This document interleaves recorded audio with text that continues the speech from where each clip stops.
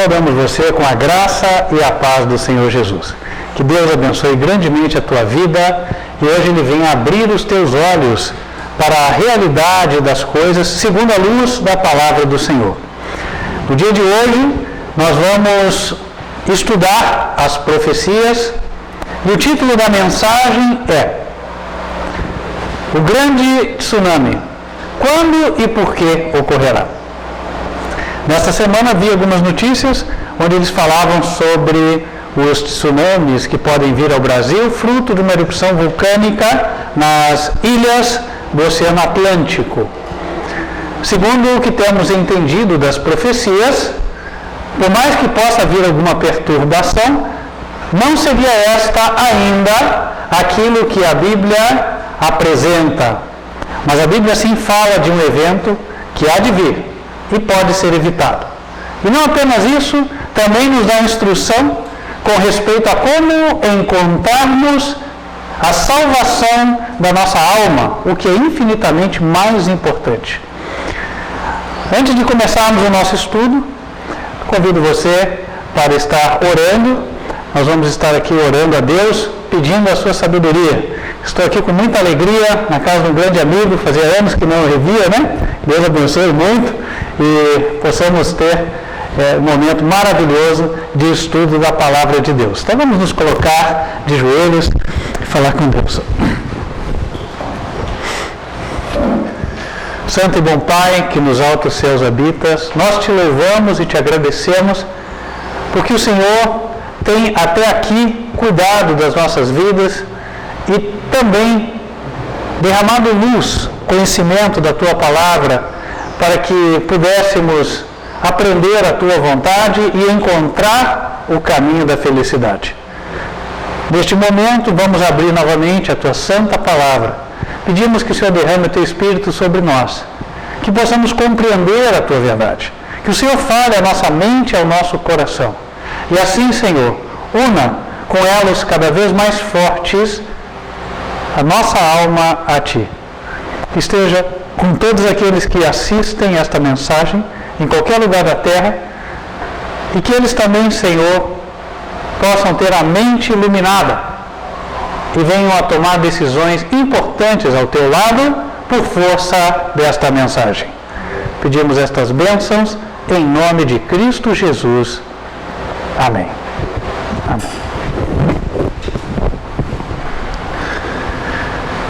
A mensagem de hoje começa tratando sobre a experiência do povo de Deus no passado e em seguida vamos aplicá-la ao tempo presente usando as passagens do livro de Apocalipse. Primeiramente eu convido vocês para abrirem comigo lá no livro de Gênesis, na época em que Deus falou com Abraão. Deus tinha prometido a Abraão que ele seria pai de uma grande nação. No capítulo 15 de Gênesis, versículo 13, está escrito que ele disse a Abraão, que na época ainda se chamava Abrão.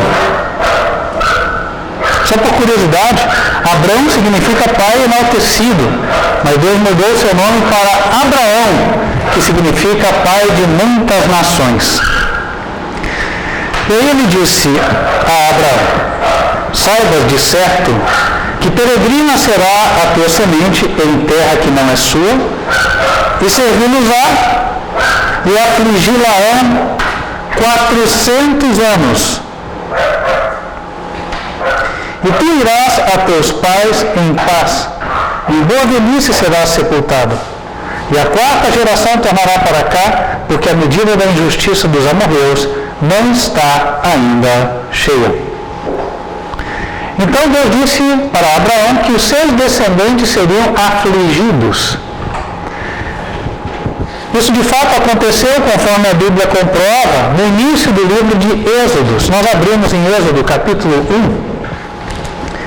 Nós já estaremos após a famosa história de José. Lembrem José, aquele que foi escravo no Egito e se tornou o segundo no reino. E fez um grande serviço à nação, pois nos 7 anos de fartura fez com que houvessem armazéns e aí a comida fosse armazenada em quantidade suficiente, de modo que nos 7 anos de fome que se seguiram, não apenas os egípcios foram preservados, como também muitos dentre os povos de outras nações.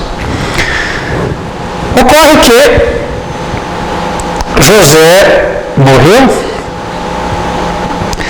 e em Êxodo capítulo 1, versículo 8, diz que levantou-se um novo rei sobre o Egito que não conhecera a José. Este rei, verso 9, disse ao seu povo: eis que o povo dos filhos de Israel é muito e mais poderoso do que nós. Eia, usemos sabiamente para com ele, para que não se multiplique e aconteça que, vindo guerra, ele também se ajunte com os nossos inimigos e peleje contra nós e suba da terra. E os egípcios puseram sobre eles maiorais de tarefas para os afligirem com suas cargas. E edificaram a Faraó a cidade de tesouros, Pitom e Ramsés. Mas quanto mais os afligiam, tanto mais se multiplicavam e tanto mais cresciam, de maneira que se enfadavam por causa dos filhos de Israel. E os egípcios faziam servir os filhos de Israel com dureza. Assim, lhes fizeram amargar a vida com dura servidão, em barro e em tijolos, e com todo o trabalho no campo, com todo o seu serviço, em que os serviam com dureza.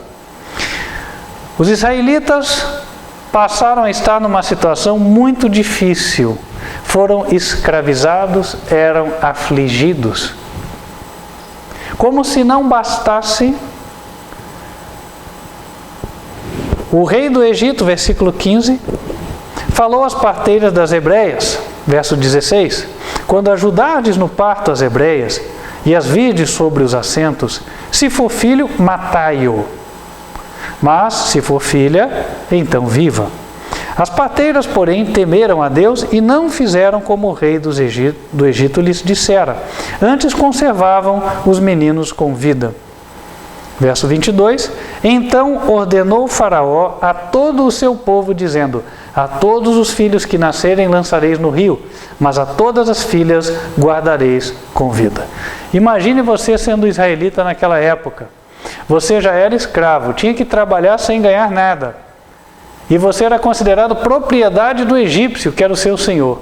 E se a tua mulher ficasse grávida e nascesse um filho homem, o teu senhor ia lá pegar aquele bebê e ia matá-lo na tua presença. A aflição era tão grande a ponto de não ser mais suportável. Tanto que anos mais tarde, conforme relatado em Êxodo 2, versículo 23, é dito: aconteceu, depois de muitos destes dias, morrendo o rei do Egito, que os filhos de Israel suspiraram por causa da servidão e clamaram. E o seu clamor subiu a Deus por causa de sua servidão. E ouviu Deus o seu gemido e lembrou-se Deus do seu concerto com Abraão, com Isaque e com Jacó. E atentou Deus para os filhos de Israel e conheceu-os Deus. Eu queria pontuar o fato de que os israelitas, em sua aflição, clamaram, ou seja, oraram. E o clamor subiu até Deus. Quando nós oramos, Cristo intercede por nós. Os anjos levam as nossas preces até Deus. E Deus ouve o clamor dos oprimidos. Por isso diz que Deus ouviu o seu gemido. E qual foi a consequência? Nós conhecemos, sabemos bem que Deus o enviou a Moisés e os egípcios foram castigados com 10 pragas terríveis. E depois disso o povo foi liberto para nunca mais ser escravo dos egípcios. Ora, no livro de Eclesiastes, no capítulo 1, versículo 9, a Bíblia nos ensina que a história ela se repete. É como uma relação de causa e efeito. Desde que o circuito esteja funcionando, sempre que eu apertar o interruptor, a lâmpada vai acender.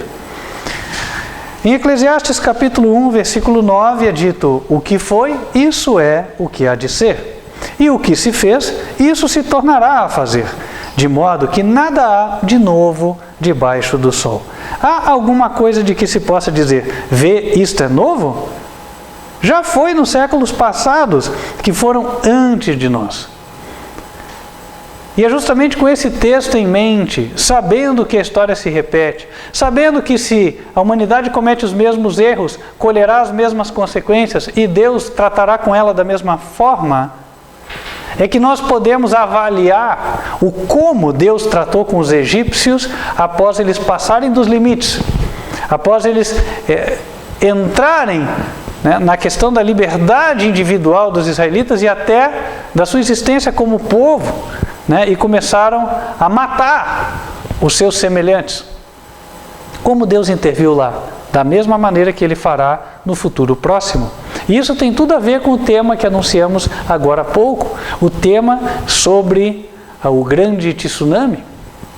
Eu sei que se formos buscar na internet, seguramente devemos achar muitos vídeos onde pessoas talvez estejam dizendo, olha, chegou o tempo, porque o vulcão vai explodir, e aí vai vir uma onda grande, enorme, e agora, tomem cuidado, olha, porque a Bíblia já dizia. Eu gostaria de pontuar uma coisa aqui. A Bíblia não é um livro de especulações. A Bíblia não é um livro escrito para satisfazer a curiosidade do ser humano. O que eu quero dizer com isso? Quando Deus age, quando é Ele, ou quando Ele permite que aconteça uma catástrofe, por exemplo, Ele permite porque algo causou aquilo, ou seja, é sempre uma relação de causa e efeito. Se Deus permite é porque o homem fez alguma coisa que não deveria ter feito. Eu gosto de história, por vezes assisto vídeos de cidades que já foram destruídas e hoje estão submersas. E por que elas foram submersas? Eu me lembro que uma vez tive a oportunidade, anos atrás, de visitar Pompeia, a famosa Pompeia na Itália que foi destruída pelo vulcão Vesúvio.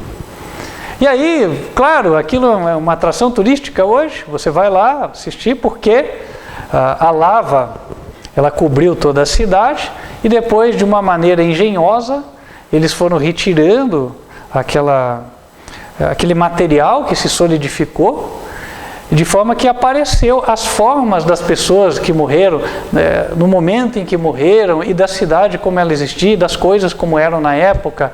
Então aquilo ficou para que hoje fosse um ponto de visitação. Nós fomos até lá, na época fui eu, minha esposa e as minhas crianças eram pequenas. Primeiramente chegamos em frente a Pompeia e fomos buscar um cartão postal. Os primeiros cartões postais que eu olhei, eu já tive que até puxar as crianças para trás, não dava para ficar lá. Pornografia explícita. Outra coisa,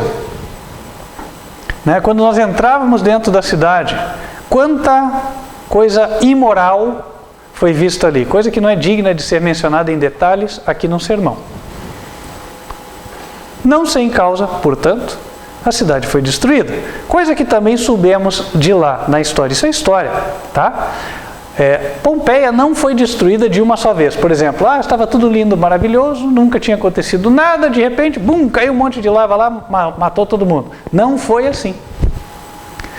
Anos antes da destruição, já tinha havido um evento que causou uma destruição parcial, mas as pessoas continuaram indo para lá.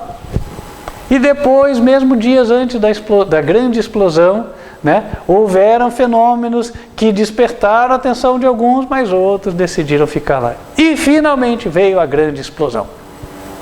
Mas o que me chamou a atenção foi a evidente relação de causa e efeito. Assim como Deus destruiu Sodoma e Gomorra, também vi lá em Pompeia. O homossexualismo era praticado naquela época lá. E nós estamos vivendo uma época hoje em que só ao mencionar essa história é possível que qualifique a pessoa como homofóbica. Olha só. Então nós estamos nos aproximando do ponto onde chegaram outras civilizações quando foram destruídas. E no tocante ao que aconteceu entre egípcios e israelitas, notem, os egípcios oprimiam o povo de Deus, matavam o povo de Deus, o escravizavam. E então o clamor do povo subiu até Deus. E nós vemos uma imagem paralela, ou seja, algo semelhante sendo relatado lá no livro de Apocalipse. O último livro da Bíblia, o livro que fala das coisas que vão acontecer no tempo do fim. Em Apocalipse capítulo 8, convido os irmãos para abrirem lá. Apocalipse capítulo 8.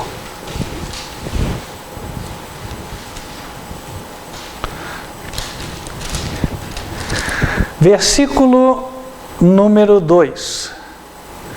E vi os 7 anjos que estavam diante de Deus, e foram-lhes dadas 7 trombetas. E veio outro anjo e pôs-se junto ao altar, tendo um incensário de ouro, e foi-lhe dado muito incenso para o pôr com as orações de todos os santos sobre o altar de ouro que está diante do trono. E a fumaça do incenso subiu com as orações dos santos, desde a mão do anjo até diante de Deus. Notem, foi colocado muito incenso. O incenso era feito para subir junto com as orações dos santos. João, que recebeu o Apocalipse, entendia essa figura. Para ele era muito familiar. Por quê?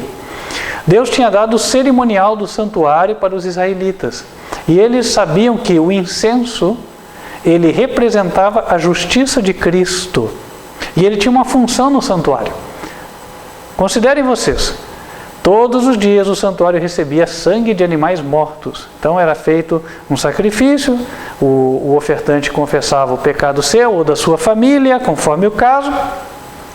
E aí o animal era morto, aquele sangue era colhido, o sacerdote levava lá para dentro do santuário e aspergia ou espirrava, quase que o equivalente a borrifar, na cortina que dividia 2 compartimentos do santuário. O compartimento mais interno, que era o Santo dos Santos, onde ficava a Arca da Aliança, e o compartimento anterior, que era o compartimento santo.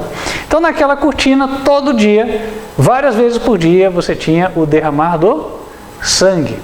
Imagine o cheiro que aquela cortina começava a exalar. Cheiro de sangue podre, certo? E esse cheiro de sangue podre tinha um propósito, do ponto de vista de Deus, que era mostrar às pessoas como o pecado é repugnante aos olhos de um ser puro como ele, aos olhos daqueles que gostam de tudo certo, aos olhos daqueles que amam a justiça, e principalmente de Deus. Então, aquele cheiro horrível ficaria no santuário, não fosse o fato de que Deus tinha dado uma receita para eles, para fazerem um combinado de ervas, que era o incenso aromático. E esse incenso era colocado no altar que ficava diante da cortina, era chamado de altar de incenso.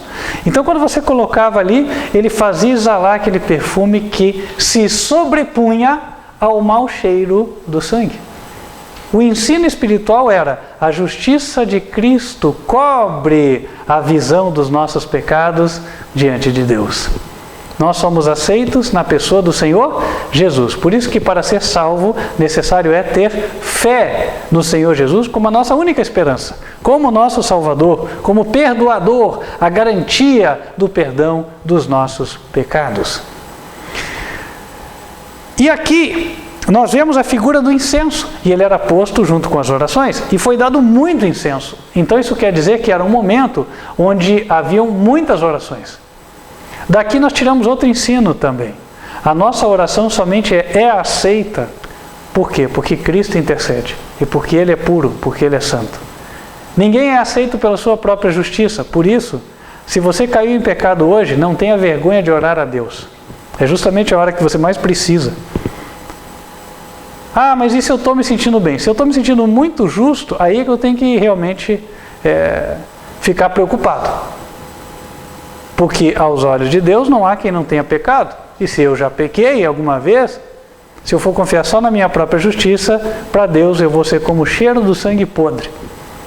A minha justiça para Deus não é nada, é a de Cristo que vale. E aí eles estavam orando, e eram muitos santos orando, e eles estavam orando muito, porque aqui diz que foi dado muito incenso. para o pôr com as orações de todos os santos sobre o altar de ouro. Significava que o povo estava clamando muito. E por que o povo estava orando muito nesta época do Apocalipse? Onde é que nós encontramos uma dica que nos permite entender esse contexto? Lá no livro de Tiago, Tiago capítulo 5.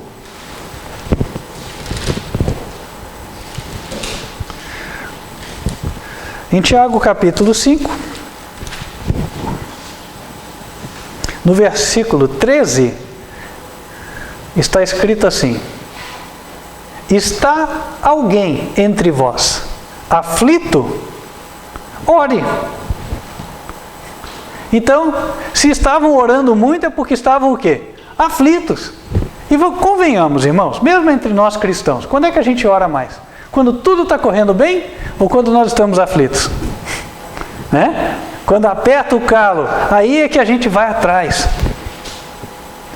E era esta cena a representada a João lá em Apocalipse 8. Esta é uma cena futura. Esta é uma cena dos últimos dias. Esta é uma cena, portanto, que ela mostra uma época em que o povo de Deus estará sendo afligido. Mas afligido por quê? Então agora a gente vai fazer um retorno no tempo, tá? Estamos aqui para começar as trombetas, mas nós vamos voltar um pouquinho. Antes dos anjos pegarem aquelas trombetas na mão, no versículo 1 de Apocalipse 8, a Bíblia disse assim: e havendo aberto o 7º selo, fez-se silêncio no céu por quase meia hora. Portanto, antes de os anjos pegarem as trombetas, o 7º selo já se cumpriu. Antes do 7º tem o 6º selo, e tem o 5º, e assim por diante. E o que aconteceu nesse tempo anterior? 5º selo, por exemplo. Versículo 9 de Apocalipse 6. Vamos para o capítulo 6, verso 9. Disse assim: e havendo aberto o 5º selo, vi debaixo do altar as almas dos que foram mortos por amor da palavra de Deus e por amor do testemunho que deram.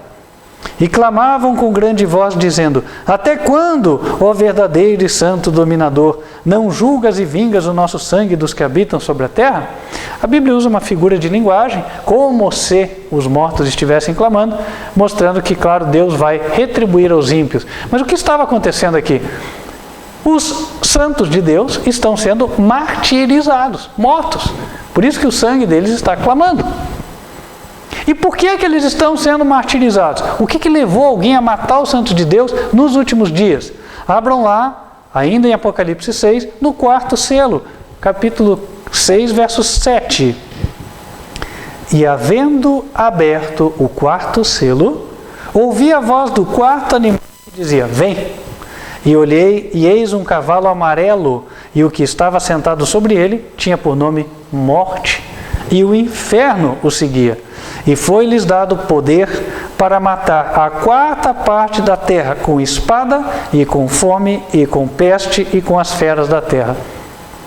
Irmãos, esse aqui é um evento que está há poucos anos à nossa frente. Estou dizendo isto hoje em 2021. 2021, estamos na metade da campanha de vacinação pró-Covid, certo?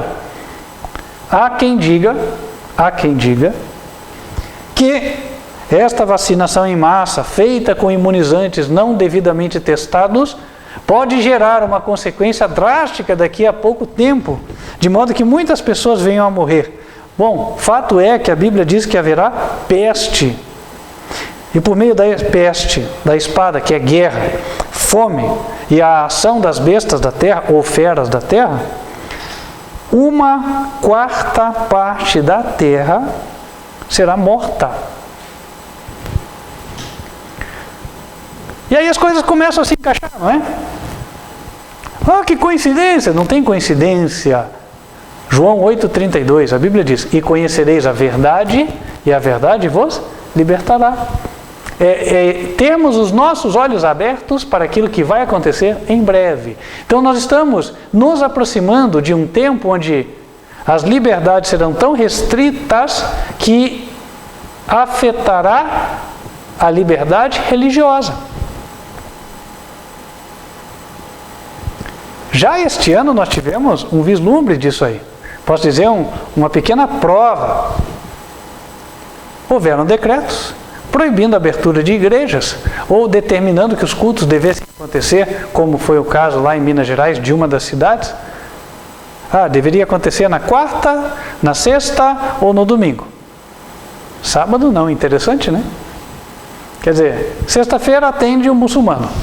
Domingo atende a maioria dos que estão aí nas igrejas populares.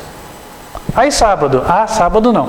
Interessante, porque a Bíblia só fala do sábado, não fala do domingo, não fala da sexta-feira, nem tampouco da quarta-feira.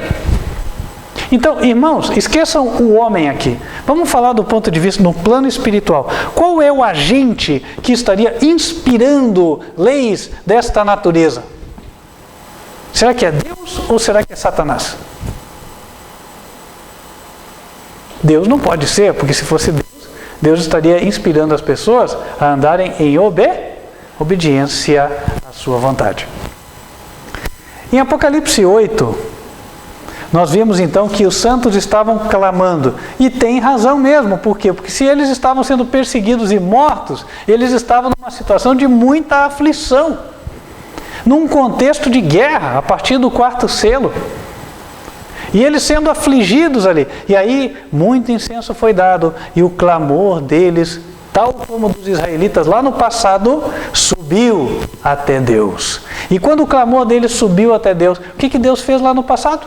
Diz que Deus os conheceu. Deus lembrou-se deles. Deus tomou para si aquela ofensa e tratou de providenciar a retribuição.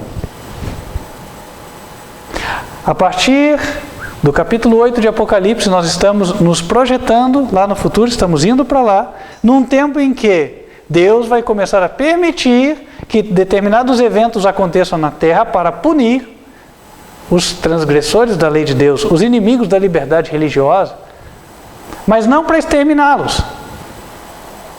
Porque senão não seriam trombetas, né? Trombeta, ela tem a ideia do aviso. Deus quer que aquele que tem ouvidos ouça. Deus quer dar oportunidade para quem tem coração aberto, quem tem o temor dele, abrir os olhos e se salvar. Mas Deus vai punir aqueles que estiverem procedendo mal, por meio das circunstâncias.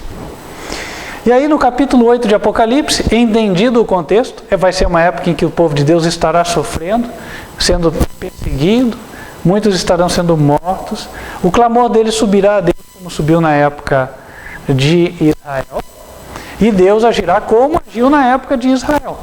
E aí nós voltamos para Apocalipse 8, versículo 5. E o anjo tomou o incensário e o encheu do fogo do altar e o lançou sobre a terra. E houve depois vozes e trovões e relâmpagos e terremotos. E os 7 anjos que tinham as 7 trombetas prepararam-se para tocá-las. Essa figura de o anjo que segura o incensário, lançar o incensário, ela é muito significativa. Por quê? No ritual do santuário, quem deveria empunhar o incensário era apenas e tão somente o sacerdote que faria o trabalho. Então ele tinha que ir até o santuário, lá em frente daquela cortina que nós mencionamos há pouco, e ele apresentava, né, a fumaça do incenso, ela subia. Agora, se outro tomasse mão naquele incensário, ele ia morrer. Houve um caso, inclusive, na Bíblia, onde, através de uma rebelião de Coré, Datã e Abirão, muitos israelitas estavam insatisfeitos e achavam que eles também podiam se achegar a Deus e empunhar o incensário. Moisés até fez o desafio, falou, então querem, levem. E aí eles foram com o incensário. O que aconteceu? Saiu fogo de Deus, consumiu todos eles. Quem tiver interesse, leia, está lá nos livros de Êxodo até Números, aquela história toda dos israelitas, vai conseguir enxergar como Deus levava a sério essa instrução. E nós já explicamos que o fato da fumaça do incensário subir Isso mostrava que Deus poderia nos aceitar mediante a intercessão de Cristo. E então, o lançar fora o incensário significa que o mediador, no caso Cristo, não estará mais apresentando a sua justiça diante de Deus em favor dos homens. Ou seja, significa, dizendo de outra forma, fechar a porta da graça, concluir o tempo de oportunidade para uma classe de pessoas, pelo menos. E para qual classe de pessoas? Justamente aqueles que tinham conhecimento e estavam matando o povo de Deus. Ah, mas por quê? Então Deus se cansou deles? Não, não é assim. Não é que Deus se cansa das pessoas, é que a pessoa toma uma decisão sem volta. Quando ela mesma decide matar aquele mensageiro.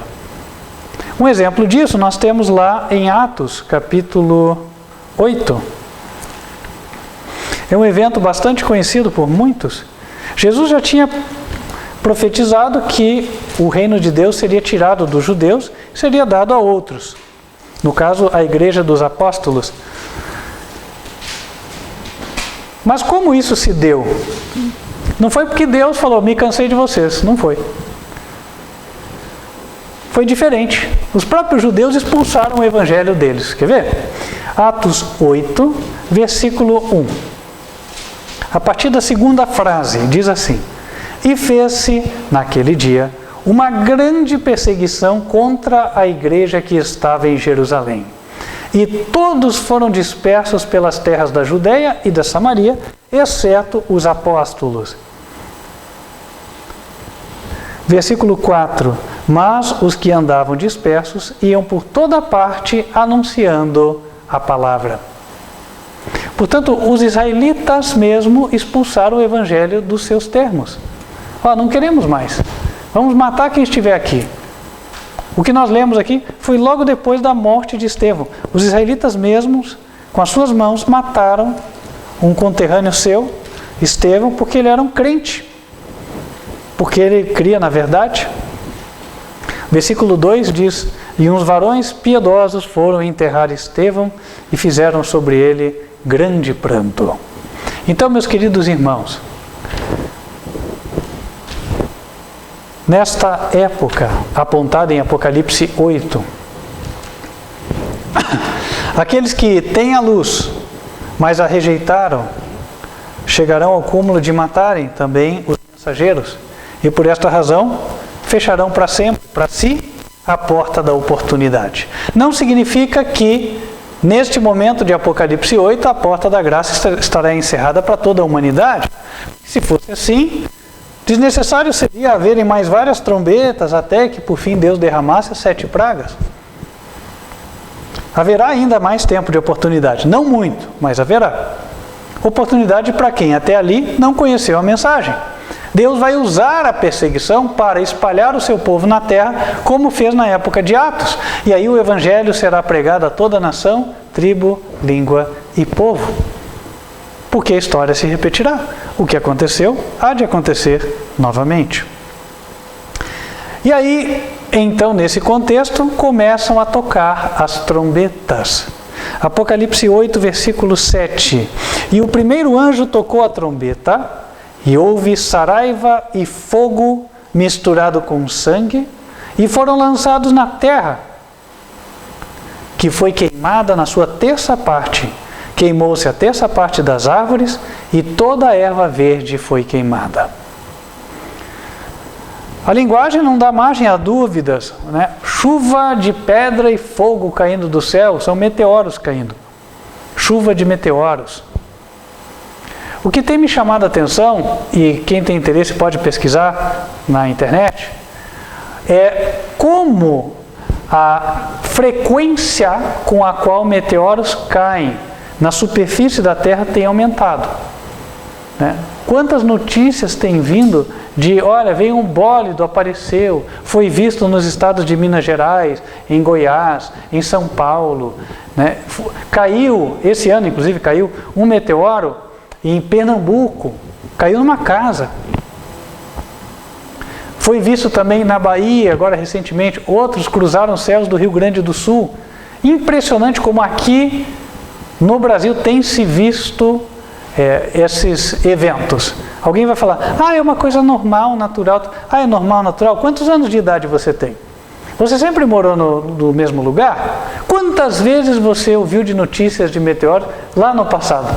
20 anos atrás, 10 anos atrás, 15 anos atrás. E agora?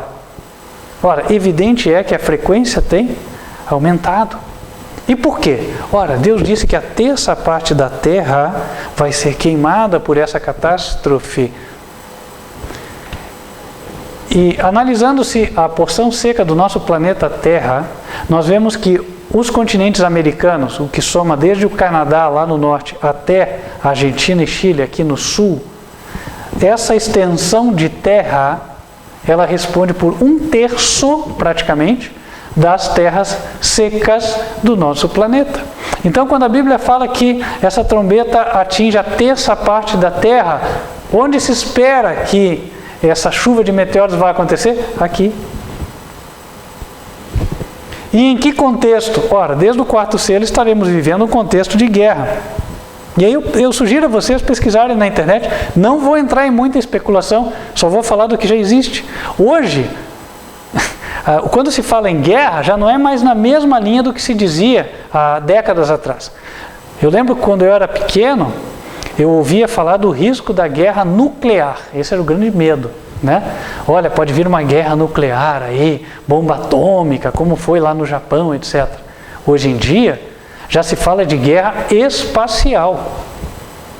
A arma está lá fora da atmosfera, né? E ela soltar um bólido de tungstênio para cá como se fosse um meteoro. Fala-se em tecnologia existente já, países que estão avançados nisso, como China, Rússia, em desviar a órbita de asteroides, eventualmente meteoros, para fazê-los atingir determinado alvo aqui na Terra. Então, o que está para vir, meus queridos irmãos, são coisas que o ingênuo jamais nem vai desconfiar. Mas a Bíblia é o revelador de todas as coisas. Verso 8. E o segundo anjo tocou a trombeta, e foi lançada no mar uma coisa como um grande monte ardendo em fogo, e tornou-se em sangue a terça parte do mar. E morreu a terça parte das criaturas que tinham vida no mar, e perdeu-se a terça parte dos navios. Na mesma linha do que comentamos há pouco, o Oceano Atlântico, ele contém cerca de 1/3 da água salgada do nosso planeta. Então, se há um oceano candidato a receber essa calamidade, é o Atlântico. João viu como um grande monte batendo. Ora, eu não sei se todos têm essa noção, mas lá no espaço existem corpos celestes cujo tamanho é semelhante a de grandes montanhas, chamados de asteroides. Por exemplo, um asteroide de tamanho médio disse que ele tem cerca de 5 ou 10 quilômetros de diâmetro. Então você considere, eu estou aqui diante de um morro, né? Esse morro aqui é um morro pequenininho, né? Mas existem montanhas que facilmente têm um raio de mais de 1 quilômetro. Este asteroide foi visto caindo sobre o mar. E aí já existem muitos estudos feitos por cientistas de quais seriam as consequências de um impacto de um asteroide no mar. Inclusive no próprio Oceano Atlântico. Dizem que se ele caísse no centro do Oceano Atlântico, ele ia gerar uma série de eventos aqui, eu vou citar alguns. Inclusive, na época em que estive pesquisando mais a fundo, haviam até alguns simuladores. Você entrava na internet e simulava o tamanho do asteroide, posição onde ele vai bater, às vezes até ângulo, peso, enfim. E aí você tinha o que seria de consequência. Mas algumas que eu me recordo até hoje seriam, primeiro, né, ventos de 180 km por hora. Se um asteroide de porte médio caísse no centro do Oceano Atlântico, esses ventos chegariam na costa, né? E eles causariam o estrago que um vento dessa magnitude causa. Em seguida, né, ondas sonoras que estariam estourando vidros, eventualmente derrubando alguns veículos, né? Por fim, a onda, né? Há pedriscos, né, que também seriam atirados e viriam aqui também quebrando vidraças. E por fim, as ondas, que não seria uma onda só, são várias, né? Mas ondas que poderiam chegar a 500 metros de altura. E o que me chama a atenção é o fato de muitas pessoas crentes, não só no canal, mas pessoas que nós visitamos, chegam a relatar que já tiveram sonhos com ondas gigantescas aproximando-se do oceano ou caindo e destruindo cidades inteiras. E agora nós chegamos a entrar no ponto anunciado lá no início. Fala-se do vulcão das Ilhas Canárias, que vai explodir, eventualmente vai gerar um grande tsunami aqui e tal. Pode acontecer? Eu não vou dizer nem que sim, nem que não. Mas o que eu vou dizer é o seguinte, a profecia bíblica, ela aponta para um tempo mais no futuro, num contexto em que já o mundo estará em guerra, e aí sim, esta punição virá. Mas ela virá por um propósito. Por quê? Porque naquela altura, o povo de Deus já estará sendo martirizado. Deus não tem prazer em destruir ninguém. Pelo contrário, hoje, enquanto ainda não é chegado o tempo, Ele é quem restringe as grandes calamidades.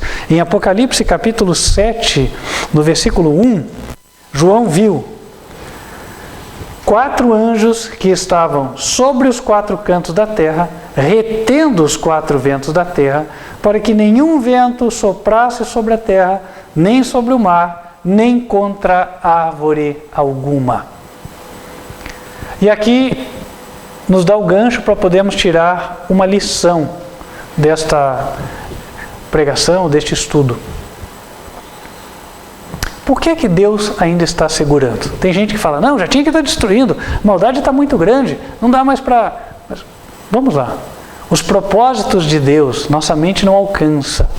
Por que Ele ainda está segurando? Há um propósito explícito aqui na Bíblia, ou seja, ele diz para nós o porquê. Em Apocalipse 7, versículo 2, diz, e vi outro anjo subir da banda do sol nascente, banda é lado, né? O sol nascente, o sol da justiça é Cristo. Então é como se fosse um anjo saindo da presença imediata de Cristo, tá? Vamos ler. Vi outro anjo subir do lado do sol nascente e que tinha o selo do Deus vivo. E clamou com grande voz aos 4 anjos, a quem fora dado o poder de danificar a terra e o mar, dizendo, não danifiqueis a terra, nem o mar, nem as árvores, até que hajamos assinalado na testa os servos do nosso Deus. Deus quer colocar uma marca de obediência na nossa fronte. Não quer dizer que cada um vai andar com um carimbo visível na testa. O apóstolo João sabia muito bem o que isso significava, por quê? Todo israelita, quando aprendia na escola rabínica, uma das coisas que primeiramente lhe era ensinado era o fato dele ter de guardar os mandamentos. E em Deuteronômio, no capítulo 6, versículos 6 a 8, é dito assim, estas palavras que hoje te ordeno estarão no teu coração, e as intimarás a teus filhos, e delas falarás assentado em tua casa, e andando pelo caminho, e deitando-te e levantando-te. Também as atarás por sinal na tua mão, e te serão por testeiras entre os teus olhos. O sentido espiritual disso era, a pessoa deveria obedecer de forma consciente, por isso a fronte. De forma consciente, obedecer os mandamentos. E a mão representava o trabalho. Então não é só concordar, não, acho que o que Deus fala está certo mesmo, mas é concordar e fazer. O esforço está ali aplicado no sentido da obediência. E é interessante porque até a ciência já descobriu que no nosso cérebro, a parte que faz a decisão racional do que é certo e errado, ela está aqui no lóbulo frontal, bem na fronte, logo atrás da testa. Então veja como Deus foi sábio naquilo que Ele disse. E aí Ele quer colocar uma marca na nossa fronte. Por quê? Porque a fronte é onde estão os lóbulos frontais, é onde nós tomamos a decisão. No fundo, eu posso falar aquilo que está no Apocalipse em outras palavras para ficar fácil o entendimento, que é o seguinte, Deus está trabalhando em nós e em quem deseja, para que nós cheguemos a um ponto onde a nossa decisão de obedecê-lo é tão firme que nós não voltamos mais atrás. Aí nós estaremos selados. Compreende? Quer dizer, nada vai entrar por aqui que não seja a vontade de Deus. Eu tomei esta decisão.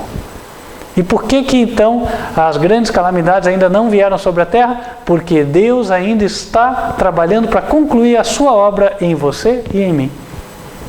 Nós ainda temos um pouco de tempo. Mas quando esta obra estiver concluída, então o que tem que vir, virá. Não sem causa, a Bíblia diz: ser fiel até a morte e dar-te-ei a coroa da vida. Seja firme, esteja disposto, decidido a obedecer a Deus, independentemente das consequências, e então você receberá o selo de aprovação do céu. O selo de aprovação do céu, o sinal de Deus, nada mais é do que a constatação que os anjos farão de que você realmente tomou uma decisão definitiva ao lado da obediência para sempre, ao lado de Cristo. E Deus vai guiando a tua vida e a minha, as circunstâncias, justamente para te levar até lá. E se tivermos isto claro nas nossas mentes, nós vamos entender muitas das curvas das nossas vidas pelas quais Deus nos fez passar. Algumas difíceis, experiências, que pareciam muito desagradáveis, mas Deus tinha um propósito. Era o propósito de nos aproximar dele, de nos firmar, de nos levar a estar mais firmemente conectados a Ele. Aprender a andar com Deus. E este é o propósito dele hoje. Deus está segurando as nações.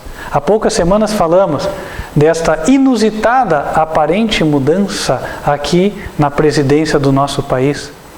Após um conturbado 7 de setembro, não conturbado no sentido de conflitos, não houveram conflitos, porém o país ficou em tensão e de repente apaziguaram-se as coisas. Há uma razão para isso. Os 4 anjos de Deus estão trabalhando, mas estão trabalhando para que você faça bom uso do tempo, e eu também. O tempo deve ser aproveitado para construirmos uma experiência de fé, aproximarmos-nos de Deus, aprender a ouvir a voz dele, praticar os seus mandamentos. Este é o caminho que levará o povo de Deus ao selo. Quer você andar neste caminho? E para não deixar dúvida, ou nem margem a dúvida para ninguém, há uma regra que define aqueles que estão no caminho certo. Lá em Apocalipse 14, versículo 12, o Senhor diz: aqui está a paciência dos santos. Aqui estão os que guardam os mandamentos de Deus e a fé de Jesus. E é interessante porque quando ele fala isso, ele está falando logo após apresentar o grupo dos que têm o selo de Deus. Apocalipse 14, versículo 1. E olhei, e eis que estava o Cordeiro sobre o monte Sião, e com ele 144.000 que, em sua testa, tinham escrito o nome dele e o de seu Pai. Então, para arrematar a mensagem de hoje, quais são os ensinos práticos que nós podemos tirar? Dentre outros, eu vou destacar 3 pelo menos. Primeiro, não more no litoral se você está num país banhado pelo Oceano Atlântico. Seja sábio, Venda a tua posse ali, tua propriedade, saia dessa cidade. Fique no local onde você estará a salvo. Ponto número 1. Ponto número 2.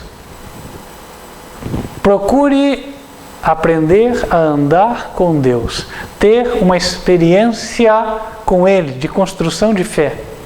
Andar com Deus é pela fé. Sobre isso teríamos muito a dizer, porém hoje não é o foco, teremos de deixar para uma outra oportunidade.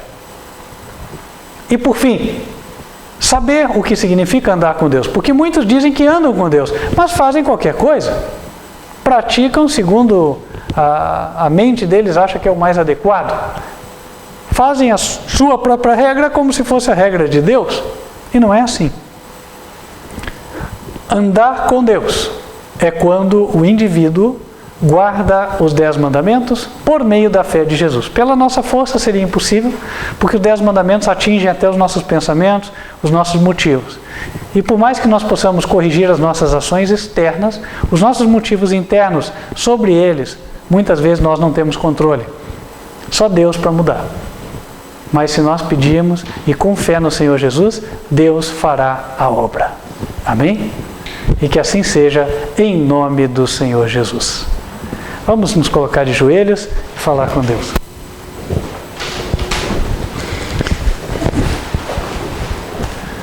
Santo e bom Pai, que nos altos céus habitas, nós te agradecemos porque conseguimos enxergar, ainda que pouco, mas vemos que o Senhor tem conduzido as nossas vidas, através dos altos e baixos, das muitas experiências que tivemos. O Senhor tinha um propósito. E queremos pedir ao Pai que o Senhor continue nos guiando e que o nosso foco esteja em fazer a Tua vontade, em guardar os Teus mandamentos para o nosso próprio bem e felicidade. Dirija-nos, ó Pai. Abençoe o Teu povo na terra. Una-o no mesmo propósito, para que em breve o Teu santo anjo possa sair da presença de Cristo e colocar em cada um de nós o Teu selo, o selo do Deus vivo. Perdoe os nossos pecados até aqui, ajuda-nos a andar em justiça e santidade na Tua presença. Guia-nos no restante deste sábado, que seja um santo e deleitoso dia do Senhor. Pedimos estas bênçãos, agradecidos porque cremos que recebemos, em nome de Cristo Jesus. Amém. Amém. Nós vamos ficando por aqui, mas queríamos estender o convite para você continuar acompanhando as mensagens pelo canal. Hoje você nos encontra no site advertenciafinal.com e lá você tem o link tanto para o canal do Vimeo quanto para o canal do YouTube, que é o youtube.com/TV Advertência Final, como também eventualmente outros que possam surgir. Aproveite enquanto você tem oportunidade. Nem sempre teremos liberdade e não sei até quando esses vídeos ficarão disponíveis. Estude, se aprofunde. E se é o teu desejo receber estudos bíblicos e preparar-se para dar o passo do batismo em nome de Jesus, entre em contato conosco. Vai ser uma alegria para podermos te ajudar. Vou te passar nossos dados de contato. Telefone ou WhatsApp, quem está fora do Brasil diz que 55, no país 41 99509 8425. Ou então por e-mail. Anote o endereço contato@advertenciafinal.com.br. Nós vamos terminar esta transmissão invocando as bênçãos do Senhor sobre a tua vida, mas antes eu queria só relembrar que as transmissões das mensagens ocorrem ao vivo, para quem gosta de acompanhar, todos os sábados, 11 horas da manhã. E se você tem filhos, pode colocá-los para assistir a Escolinha Advertência Final, às 15:10 da manhã. Agora sim, vamos fechar os olhos e invocar as bênçãos do Senhor. Que o Senhor te abençoe e te guarde. Que o Senhor faça resplandecer o seu rosto sobre ti e de ti tenha misericórdia. Que o Senhor levante sobre ti o seu rosto e te dê a paz. Amém. Que Deus te abençoe e espero, se for da vontade dele, que estejamos juntos nas próximas oportunidades. Até lá.